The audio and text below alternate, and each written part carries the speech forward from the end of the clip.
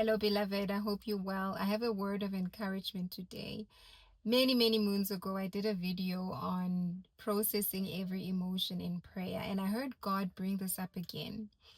And the reason why I want to share it with you is because if you have a calling on your life, if you are sort of prophetically inclined, see things that other people do not see, it's so easy for you to go into overshare mode. What I mean by overshare mode, when you are prophetically inclined and you've got a calling, rejection becomes something that's acceptable or the normal. And your system sort of defends itself from being misunderstood. It defends itself from rejection by people pleasing and other coping mechanisms. And sometimes you don't even realize that you're doing it, but you go into overshare mode. You go into, especially when there's a sense of safety. It could be in a conversation with somebody who's maybe a stranger, somebody that you don't know so well. And the minute they show comfort, the minute they show safety, it's so easy for you to almost want to overshare because here is somebody that looks like they understand me. Here is somebody that looks like they actually have a caring attitude towards what I'm feeling or what I'm going through. And sometimes that may not be the case, but because your system has learned to compensate for the being misunderstood, for the I am rejected, anything that seems like it looks like attention, it looks like being understood, you can have the illusion that this person understands me or this person gets me. But what I want to tell you is you have to protect your emotions, you have to protect yourself. Learn to process every emotion in prayer.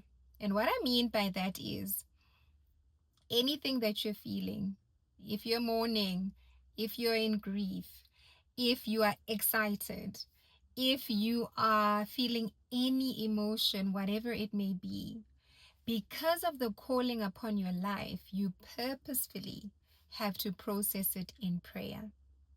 Why that is important, you regulate your emotions, you regulate your soul, you regulate everything that you're feeling concerning that emotion. And the example I want to give is if you are going in a moment of grieving or you're mourning a loss, does not even need to be a loss of a person. It could be a loss of something that was precious to you.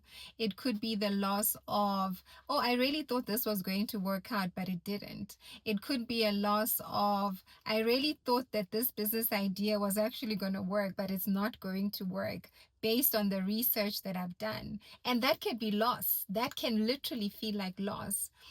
And when that happens, it's so easy for you to say, okay, I'm going to talk to the nearest available person that seems like they are safety to me. But God is cautioning you in this hour. Learn to process every emotion in prayer, good or bad. Tell God about it first, because you could open yourself up to people that seem like they care, but it is a seeming like they care.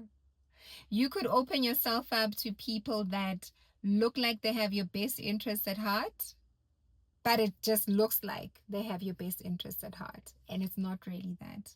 So I want to bring you back, child of God, to say process every emotion in prayer. Process every emotion in prayer. It's going to grow roots with you and God. It's going to strengthen your relationship between you and God. I have a golden rule. If I have not spoken to God about it at least 3 times, I have no business telling anybody else about it.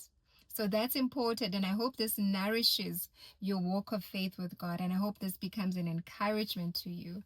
God bless you.